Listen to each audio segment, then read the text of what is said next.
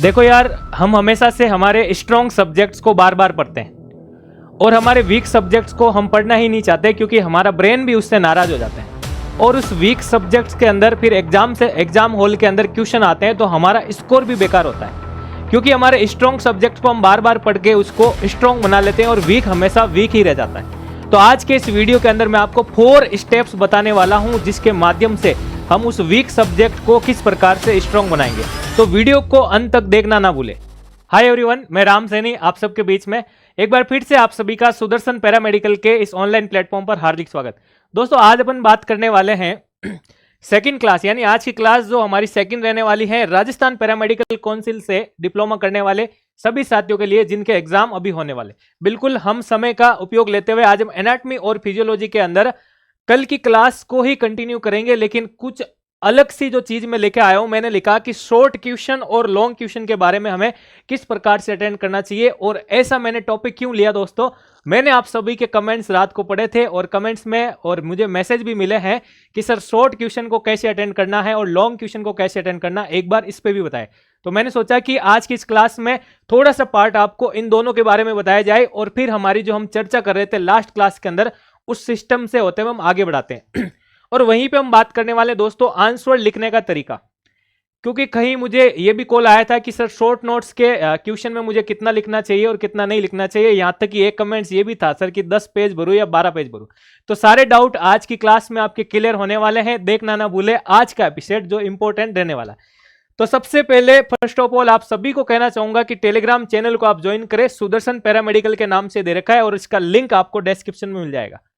दिमाग में क्वेश्चन आ रहा होगा कि सर इसको हम क्यों ज्वाइन करें। बिल्कुल, तो आपको पैरामेडिकल से संबंधित चाहे एकेडमिक हो चाहे वैकेंसी बैच हो, अगर किसी की भी तैयारी कर रहे हैं तो उससे संबंधित इंफॉर्मेशन और एजुकेशन संबंधित सारी चीजें आपको यहां पे मिलेगी। और अगर आपको कोई भी डाउट हो तो मेरे से आप इस नंबर पे कॉल करके या व्हाट्सएप मैसेज करके बात कर सकते हैं। ओके, चलो ये हमने कल डिस्कस कर लिया था। आज की क्लास के अंदर हम डिस्कस करने वाले हैं दोस्तों शॉर्ट क्वेश्चंस और लॉन्ग क्वेश्चन के बारे में, जैसा हमने थंबनेल के अंदर पॉइंट लिया था।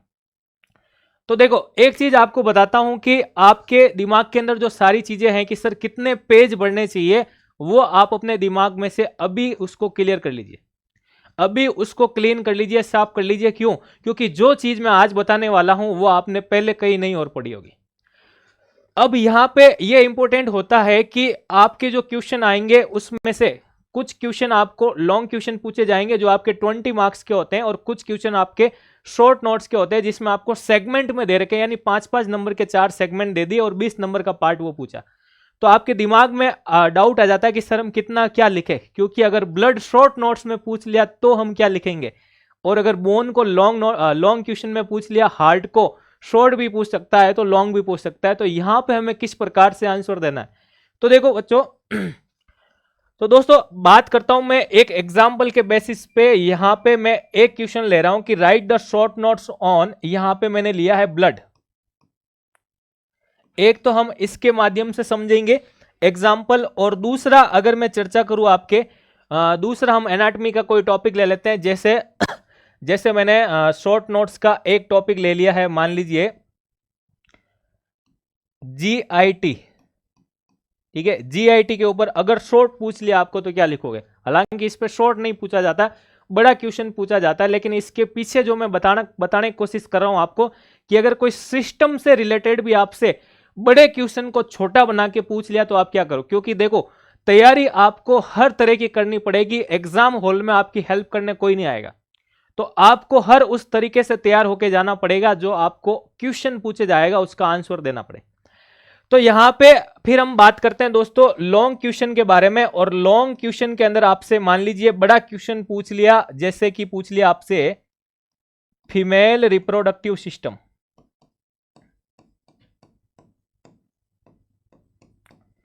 फीमेल रिप्रोडक्टिव सिस्टम या फिर आपसे बड़ा क्वेश्चन यही पूछ लिया जीआईटी का। ठीक है ना, दूसरा एग्जाम्पल मैं यहीं से ले लेता हूं ताकि दोनों डाउट क्लियर हो जाएंगे कि इसका छोटा क्वेश्चन आएगा तो क्या करोगे और बड़े क्वेश्चन में क्या करोगे।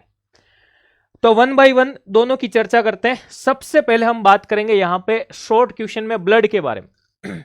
अब देखो, अगर मेरे से कोई पढ़ा हुआ है या फिर जो मेरे ऑफलाइन स्टूडेंट्स हैं वो भी मेरी ये क्लास देख रहे होंगे तो उनको पता होगा कि मैं ब्लड पढ़ाता हूं आपको 7 दिन के अंदर। फिजियोलॉजी के अंदर ब्लड जो पढ़ा रहा हूं मैं आपको 7 दिनों के अंदर ब्लड कंप्लीट होता है। 7 दिनों में इतना क्या पढ़ लेते हैं। अरे ब्लड का हर एक चीज वो पढ़ लो, फिर क्वेश्चन कहीं से उठा लो, क्योंकि आरपीएमसी की आदत है, आपको कभी स्ट्रक्चर ऑफ डब्ल्यूबीसी पूछता है तो कभी फॉर्मेशन ऑफ आरबीसी पूछता है, तो कभी ये ना देके आपको एरिथ्रोपोइसिस पूछ लेता है। तो सारी चीजें क्लियर करेंगे जब हमारा ब्लड क्लियर हो, समझ गए आप। समंदर भर का ब्लड पढ़ लेंगे तो क्वेश्चन अगर एक गिलास भी आएगा तो उसको भी कवर कर लेंगे, बिल्कुल मस्त रहो, ठीक है। तो ब्लड के ऊपर अगर शॉर्ट क्वेश्चन की अगर अपन बात करें दोस्तों, तो वहां पे आंसर में मैं आपको परफॉर्मा बता रहा हूं क्या क्या लिखोगे। तो इस ब्लड का सबसे पहले आप क्या दोगे, शॉर्ट क्वेश्चन की मैं बात कर रहा हूं इसलिए आपको इंट्रोडक्शन, और इंट्रोडक्शन के अंदर मैंने ब्लड पढ़ा रखा है, आपको पता होगा उस एक लाइन से भी ज्यादा लाइन नहीं देनी है उस ब्लड के अंदर। उसके बाद आपको चार्ट बना के फंक्शन लिखना है। अभी याद रख लेना शॉर्ट नोट्स के क्वेश्चन में फंक्शन का भी चार्ट बनेगा, इसकी प्रॉपर्टीज का भी चार्ट बनेगा, इसकी प्रॉपर्टीज का भी चार्ट बनेगा। नहीं पढ़ा हुआ है तो ब्लड पढ़ लेना, मैंने पढ़ा रखा है। प्रॉपर्टीज का चार्ट बनने के बाद इसके कंपोजिशन का चार्ट बनेगा।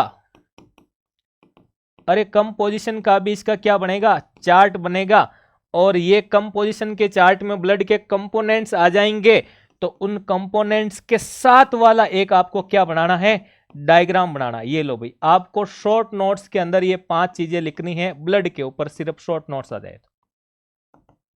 अब तुम कहोगे सर ये 3 चार्ट मैंने ब्लड पढ़ा रखा है दोस्तों, फंक्शन के ऊपर भी चार्ट बनता, प्रॉपर्टीज पे चार्ट बनता, कंपोजिशन पे चार्ट बनता, पूरी एनाटॉमी के जितने भी सिस्टम आपके टोटली चार्ट के बेसिस पे बना रखे हैं, समझ गए।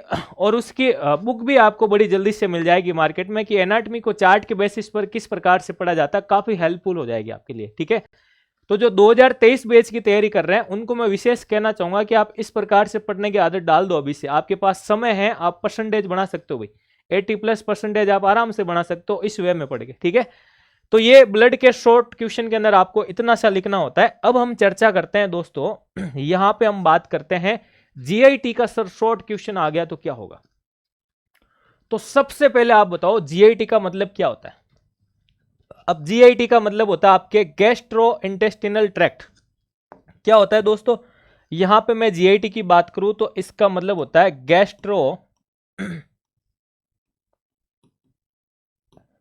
Intestinal tract. अब गैस्ट्रो इंटेस्टिनल ट्रैक्ट के अंदर 5 नंबर का आपको क्या देना पड़ेगा। तो दोस्तों मैं बात करूं आपके कि गैस्ट्रो इंटेस्टिनल ट्रैक्ट में 5 नंबर के अंदर आप क्या दोगे, तो हम इस इधर वाले चार्ट पे बोर्ड पे मैं आपको समझा रहा हूं इस जीआईटी के बारे में। तो वहां पे आप चार्ट के बेसिस पे पूरा दे देंगे सर, जो मैं थ्योरी के अंदर 20 नंबर के क्वेश्चन में लिखता हूं उसी को मैं चार्ट के बेसिस पे पूरा दे दूंगा सर जीआईटी में।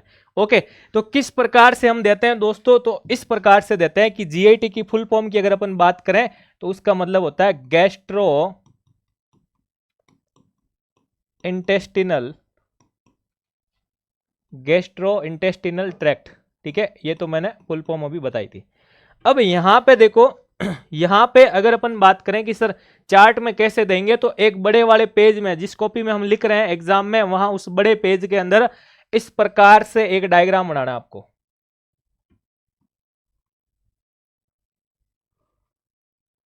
इस प्रकार से एक डायग्राम बनाना आपको ये। अब गैस्ट्रो इंटेस्टिनल ट्रैक्ट के अंदर भी कौन सा डायग्राम बनता है, अब ये तो आपको इतना तो पता ही होगा ना दोस्तों कि सर यहां पे अगर हम चर्चा करें तो गैस्ट्रो इंटेस्टिनल ट्रैक्ट को ही हम क्या कहते हैं भाई, डाइजेस्टिव ट्रैक्ट भी कहा जाता है। तो कौन सा बनेगा ये तो बिल्कुल आप समझ गए होंगे, ठीक है। तो यहां पे ये डायग्राम बनाए गए हम इस प्रकार से। 5 नंबर के क्वेश्चन की मैं चर्चा कर रहा हूं दोस्तों, कौन से क्वेश्चन की चर्चा कर रहा हूं मैं, 5 नंबर के क्वेश्चन की यहां पे चर्चा कर रहा हूं, ठीक है। तो देखो अब यहां पे हम चर्चा करेंगे कि इस 5 नंबर में क्या क्या लिखने वाले हैं। तो देखो फर्स्ट ऑफ ऑल आपको बता देता हूं कि गैस्ट्रो इंटेस्टिनल ट्रैक्ट हमारे यहां वाले पॉइंट से स्टार्ट होकर यहां वाले पॉइंट तक आ जाता है। तो सबसे पहले हम बात करें फर्स्ट पॉइंट ऑफ या फर्स्ट पार्ट ऑफ जीआईटी और लास्ट पार्ट या terminal part of GIT is called anus and first part of is called mouth. ठीक है ना। तो यहाँ पे मैं चर्चा करूं कि इस वाले पार्ट को हम क्या कहते हैं दोस्तों, यहाँ पे आ जाएगा आपका माउथ। ये आ गया माउथ। अब इस माउथ के थ्रू तो हम क्या करते हैं, तो हम फूड को क्या करते हैं भाई, इनटेक करते हैं। क्या करते हैं, इनटेक करते हैं। ये आ गया इनटेक, ये आपका भोजन, और इसको आप क्या कर रहे हैं, इनटेक कर रहे हैं। ठीक है। अब देखो दोस्तों, यहाँ पे माउथ के अंदर आपके दो चीजें पाई जाती है। यहाँ पे मैं माउथ के अंदर की बात करूं तो एक आ जाते हैं आपके बड़े सुंदर सुंदर दांत, और दूसरी एक ग्लैंड्स आ जाती है जिसको हम कहते हैं सलाइवरी ग्लैंड्स। सलाइवरी ग्लैंड्स, ठीक है। अब दांतों के बारे में आप लिखना चाहो तो यहां हम थोड़ी नहीं लिख रहे हैं, शॉर्ट नोट्स लिख रहे हैं, तो शॉर्ट चीज लिख सकते हो आप। उस शॉर्ट चीज में क्या ऐड करोगे कि यहां पे इनके काउंट्स कितने होते हैं सर। यहां पे इनके काउंट्स की बात करें तो काउंट्स हमें पता है 32, और यहां पे अगर मैं बात करूं कौन से टाइप होते हैं तो ये भी लिख सकते हो, IC PM M। और ये काम क्या करता है, तो ये भोजन को कटिंग करने का काम करता है। ये लो भाई, 5 नंबर के शॉर्ट नोट्स वाले क्वेश्चन में ऐसी चीजें डालनी होती है। ठीक है। अब आ जाओ यहाँ पे कि सलाइवरी ग्लैंड्स क्या करती है, तो सलाइवरी ग्लैंड्स आपके सलाइवा का प्रोडक्शन करती है। सलाइवा का प्रोडक्शन करती है, तो ये सलाइवा सर क्या काम करता है, तो ये सलाइवा आपके लुब्रिकेशन का काम करता है, भोजन को लुब्रिकेट करने का काम करता है। ओके। फिर मैं बात करूं आपके यहाँ पे ये सलाइवरी ग्लैंड्स कितने प्रकार की होती है दोस्तों, तो ये आपके 3 प्रकार की होती है। कितने प्रकार की होती है, 3 प्रकार की। अब 3 प्रकार के कौन कौन से, सबसे पहले अगर हम बात करें तो पैरोटिड ग्लैंड्स, पैरोटिड ग्लैंड्स। दूसरी मैं बात करूं आपके सब मैक्सिलरी या सब मैंडिबुलर ग्लैंड्स। तीसरी आ जाएगी आपके सब लिंगुअल ग्लैंड्स। ओके। ये आपके तीन पूरी क्या आ जाएगी, सलाइवरी ग्लैंड्स आ जाएगी। अब यहां पे माउथ के अंदर जो केविटी होती है दोस्तों, उस केविटी को हम क्या कहते हैं, तो उस केविटी को हम कहते हैं ओरल केविटी। क्या कहते हैं भाई, ओरल केविटी। चलो यहां तक कोई डाउट आपका, ये क्लियर। अब हम आगे जब आए हम, तो यहां पे हमें एक ये ट्यूबुलर शेप संरचना दिखाई देती है, यहां से यहां तक। ये क्या दिखाई देती है दोस्तों, ये tube shape structure, tube shape structure. इस ट्यूब शेप स्ट्रक्चर को क्या कहते हैं, इस ट्यूब शेप स्ट्रक्चर को कहते हैं आपके इसोफेगस। इसोफेगस। इस इसोफेगस को हिंदी में क्या कहते हैं, इस इसोफेगस को हिंदी में कहते हैं आपके भोजन नली, भोजन नली। ओके। इसोफेगस और इसोफेगस की ट्यूबुलर संरचना होने के कारण और इसके वॉल्स के अंदर जो टिश्यू पाए जाते हैं उसको हम कहते हैं दोस्तों एपिथेलियम टिश्यू। क्या कहते हैं, एपिथेलियम टिश्यू। ये याद रखना आपको। यह इसोफेगस के अंदर से आपका जो भोजन है वो किस में एंटर करता है, अब स्टोमक के अंदर। और स्टोमक में एंटर करने से पहले यहां पे एक स्पिंचर पाया जाता है। कल किसी ने कमेंट करके कहा कि सर इतना एडवांस, इतना डिटेल में मत पढ़ाओ, तो मैं उस दोस्त को, उस साथी को यही कहना चाहूंगा कि जब हाथ में ये पेन होता है ना, तब कम और ज्यादा नहीं देखा जाता है। समझ गए आप। तो जितना पढ़ा रहा हूं उतना पढ़ते जाओ, क्या पता एग्जाम में वही आप लिख के आओ और मार्क्स आपके सबसे यूनिक आ जाए, यानी सबसे डिफरेंट आ जाए, तो मजा आ जाएगा। ओके। तो यहां पे जो एक स्पिंचर पाया जाता है उसको इसोफेजियल स्पिंचर कहते हैं। क्या कहते हैं, इसोफेजियल स्पिंचर कहते हैं। यहां से भोजन आपका किसके अंदर एंटर करता है दोस्तों, तो यहां से भोजन करता है आपका स्टोमक में। ये स्टोमक के अंदर आपका भोजन यहां पे स्टोमक के अंदर अब एंटर करता है।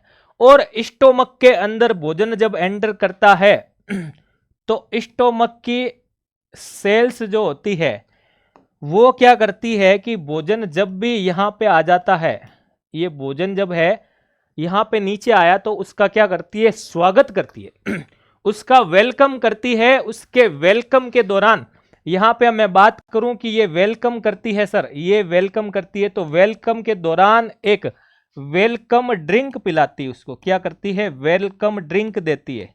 और इस वेलकम ड्रिंक को ही हम क्या कहते हैं दोस्तों, इसी को हम कहते हैं गैस्ट्रिक जूस। क्या कहते हैं? Gastric juice. तो स्वागत के दौरान आपको गैस्ट्रिक जूस पिलाया गया। इस गैस्ट्रिक जूस को हम यहीं पे पी लेते हैं, यानी यहीं पे इसकी बात कर लेते हैं। इस गैस्ट्रिक जूस के अंदर आपके एक तो होता है HCl और एक होता है आपका पेप्सिन। HCl की बात करें, HCl भोजन के अंदर उपस्थित बैक्टीरिया को क्या करता है? किल करने का काम करता है। क्या करता है? बैक्टीरिया को किल करने का काम करता है। ओके, इसके अलावा गैस्ट्रिक जूस आपको और डिटेल में पढ़ना है कि सर 5 नंबर का क्वेश्चन तो यहां से भी बनता है।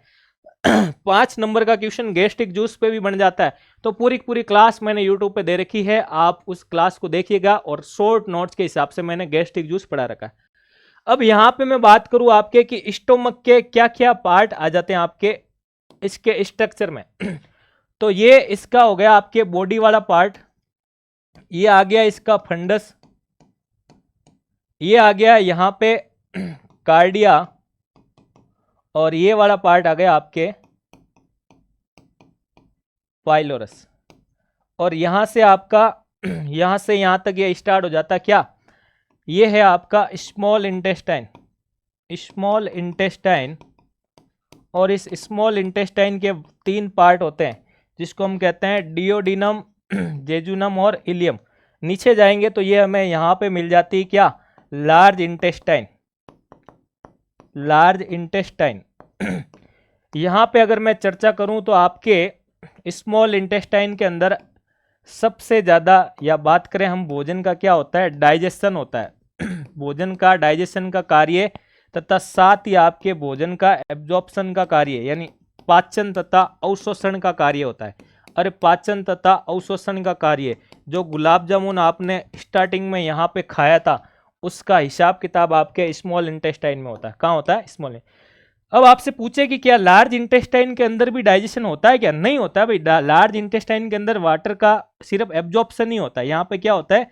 वाटर का एब्जॉर्प्शन होता है लेकिन डाइजेशन का काम यहां पे नहीं होता है। ओके, तो सर लार्ज इंटेस्टाइन का क्या काम हो गया? लार्ज इंटेस्टाइन का काम हो गया आपके अनडाइजेस्टिव फूड को अपने पास स्टोर करके रखती है, उसमें से जल का अवशोषण करने के बाद उसको आपके रेक्टम में भेज देती है।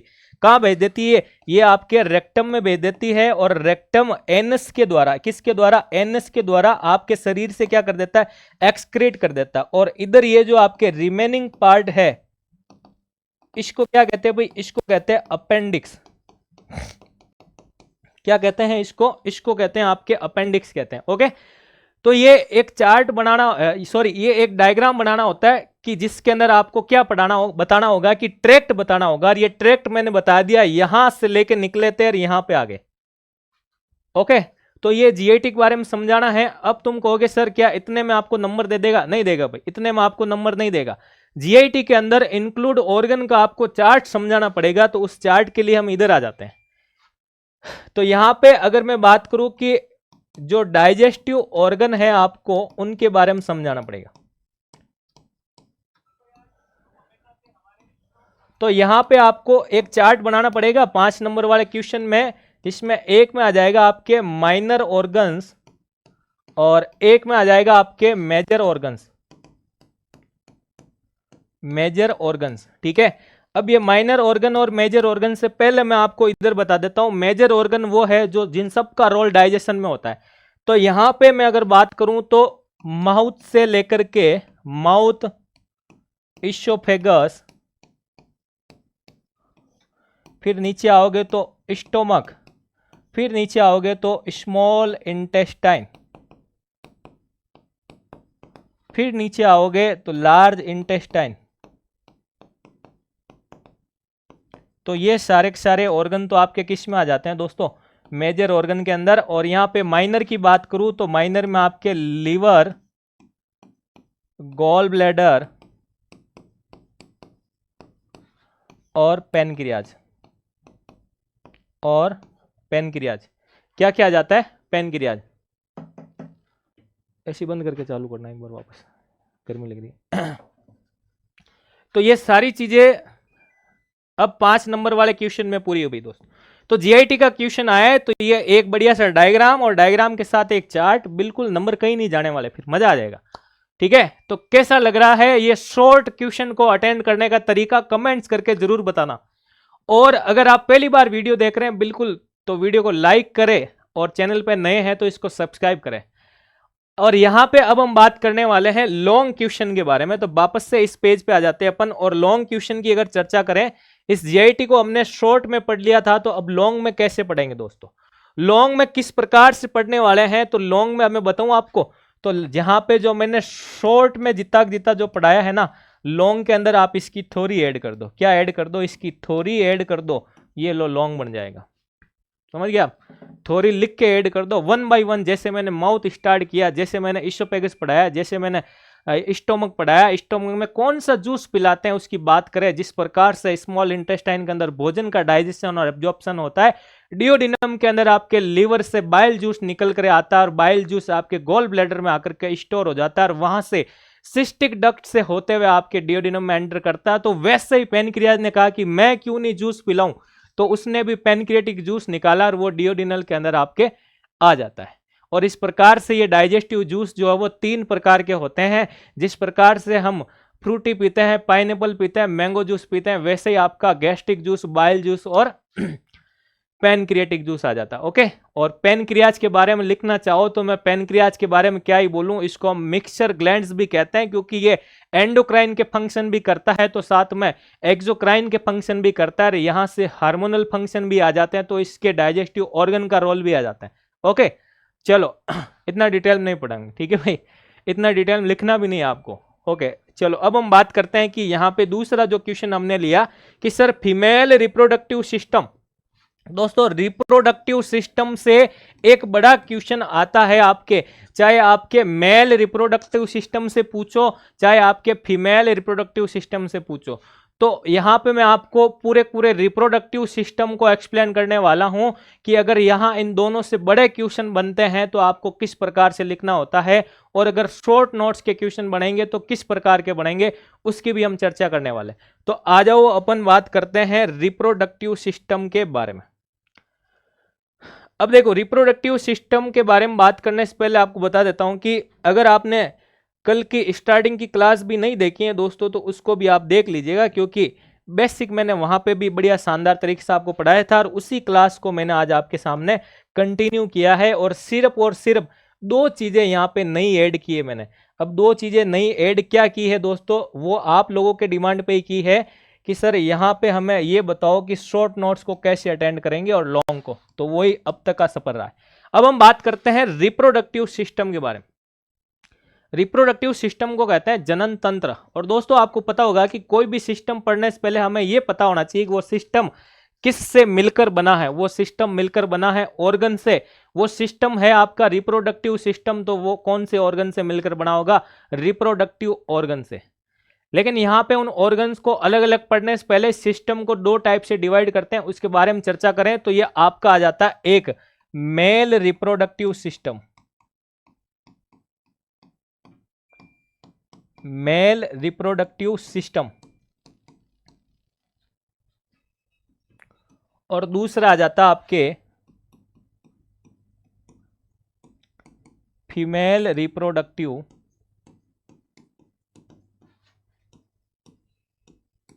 सिस्टम। तो मेल रिप्रोडक्टिव सिस्टम और फीमेल रिप्रोडक्टिव सिस्टम, इन दोनों की हमने चर्चा की थी। तो यहां पे अब देखो, इन दोनों को मैं इस प्रकार से बताने वाला हूं आपको कि बड़े क्वेश्चन बने तो किस प्रकार से अटेंड करने हैं और छोटे क्वेश्चन बने तो किस प्रकार से अटेंड करने हैं। तो सबसे पहले ही आपको क्या करना होता है कि रिप्रोडक्टिव सिस्टम पढ़ने से पहले आपको इस सिस्टम के खुद के इंट्रोडक्शन के बारे में पढ़ना है कि ये सिस्टम क्या होता है और ये सिस्टम क्या काम करता है और इस सिस्टम के अंदर क्या क्या इंक्लूड हो जाते हैं। तो ये आप लोगों को पढ़ना है। मैंने कहा था ना, मैं आपको परफॉर्मा बता रहा हूं। हम बात करें यहाँ पे मेल रिप्रोडक्टिव सिस्टम को आप पढ़ोगे तो सबसे ही पहले अब आपको पढ़ना है इस सिस्टम का इंट्रोडक्शन।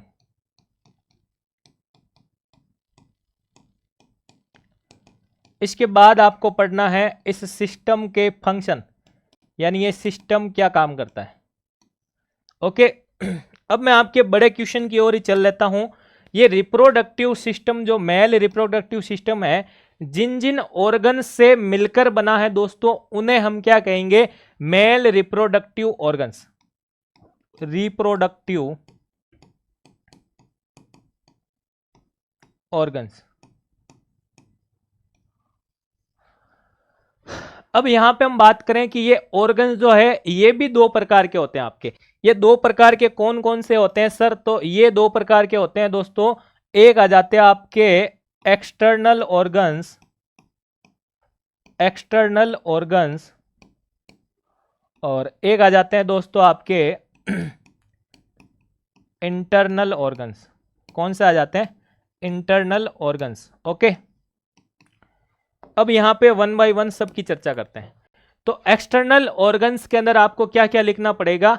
वहां पे आपको लिखना पड़ेगा इसके अंदर स्क्रोटम के बारे में, स्क्रोटम के बारे में। और स्क्रोटम के अलावा एक्सटर्नल ऑर्गन के अंदर दूसरा आपके आ जाएगा पेनिस। अब हम बात करें यहां पे इंटरनल ऑर्गन्स कौन कौन से हैं, तो इंटरनल में आपके इसमें हम ऐड करेंगे टेस्टिस, टेस्टिस ऐड करेंगे। टेस्टिस के अलावा इंटरनल की मैं बात करूं तो आपके एपिडिडाइमिस आ जाता है। क्या आ जाता है? Epididymis.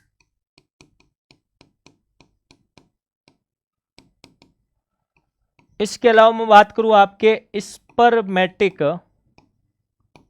Spermatic cord, spermatic cord के बारे में लिखना है आपको वहां पे। और अगर नहीं भी लिखे और ऐसा चार्ट बना के आ जाओ तो भी नंबर तो आ ही जाएंगे। ठीक है भाई। इसके अलावा फिर हम लिखेंगे यहां पे वास डेफरेंस के बारे में। किसके बारे में? वास डेफरेंस के बारे में। ये आ गया आपके वास डेफरेंस या वास डेफरेंसिया। इसके बाद हम बात करेंगे जो बैग लाइक स्ट्रक्चर है जिसको हम कहते हैं सेमाइनल वेसाइकल्स। क्या कहते हैं भाई? सेमाइनल वेसाइकल्स, जिसके अंदर सीमन जो है वो स्टोर होने काम करता है। और इसके अलावा एक ग्रंथि भी पढ़ते हैं यहां पे जिसको हम कहते हैं प्रोस्टेट ग्रंथि। क्या कहते हैं? Prostate glands. तो ये इसमें आपके इंटरनल और एक्सटर्नल ऑर्गन्स हमें पढ़ने होते हैं। ये सारी चीजें पढ़ने के बाद दोस्तों यहां पे आपको क्या पढ़ना होगा? यहां पे आपको पढ़ना होगा कि अब स्पर्म के बनने की प्रक्रिया और स्पर्म से संबंधित उसका कंपोजिशन वाला पार्ट। ठीक है ना? तो यहां पे हम बात करें स्पर्म के बनने की प्रक्रिया को स्पर्मेटोजेनेसिस कहते हैं। स्पर्मेटोजेनेसिस। और स्पर्मेटोजेनेसिस के दौरान दोस्तों क्या बनता है?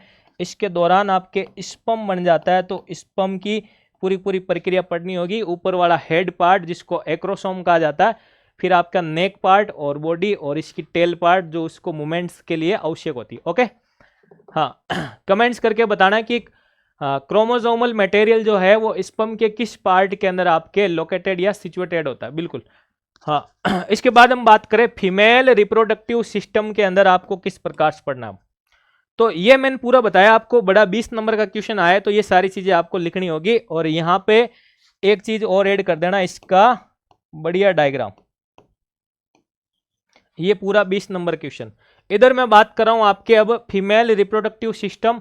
उसके अंदर भी सबसे पहले हम किसकी बात करेंगे? यहां पे इसका लिखना पड़ेगा आपको इंट्रोडक्शन। इसका बड़ा क्वेश्चन आता था दोस्तों।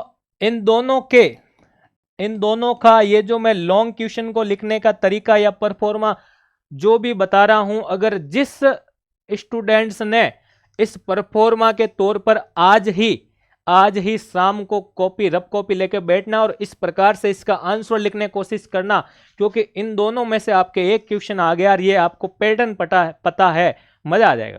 ओके, तो फंक्शन के बाद हम यहां पे भी बात करेंगे सेम एज क्या? रिप्रोडक्टिव ऑर्गन्स के बारे में। किसके बारे में बात करेंगे? रिप्रोडक्टिव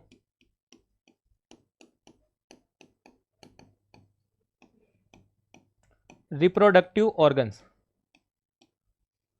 इस सिस्टम के अंदर काम आने वाले ऑर्गन्स के बारे में चर्चा करेंगे। यहां पे भी हम उसी वे में क्या क्या पढ़ेंगे? एक तो पढ़ेंगे यहां पे भी अपन एक्सटर्नल ऑर्गन्स, और दूसरा यहां पे भी हम क्या पढ़ेंगे भाई?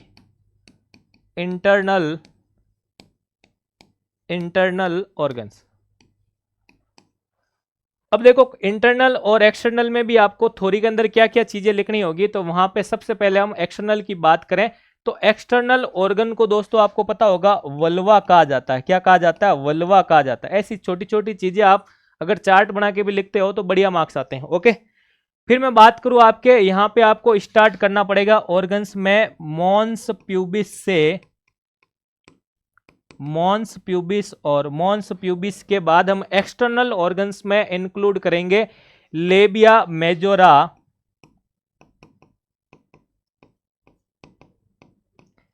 लेबिया मेजोरा, लेबिया माइनोरा, ठीक है, mons pubis, labia majora, labia minora. इसके अलावा आपके clitoris hymen, clitoris hymen vestibule, ठीक है, ये सारी चीजें। इसके अलावा भी नीचे आप बार्थोलिन ग्रंथियों के बारे में लिख सकते हो और वेजाइनल ओरिफिस के बारे में लिख सकते हो। अब हम बात करें यहाँ पे आपके इंटरनल ऑर्गन्स के बारे में। इंटरनल ऑर्गन्स की मैं बात करूँ तो हमें जब फीमेल रिप्रोडक्टिव सिस्टम के इंटरनल ऑर्गन की बात करें तो यहाँ पे हमें क्या क्या मिलेगा? वेजाइना आ जाएगा। क्या आ जाएगा भाई? वेजाइना। और उसके बाद आपके यूट्रस को भी इसी के अंदर बात करते हैं। फिर आपके आ जाती है फेलोपियन ट्यूब। क्या आ जाती है दोस्तों? फेलोपियन ट्यूब आ जाती है दोस्तों। उसके बाद हम बात करें ओवेरी। क्या आ जाती है? ओवेरी। ओके, तो ये सारी चीजें हमें क्या होगी यहाँ पे इस पूरे सिस्टम पढ़ने को मिलती है।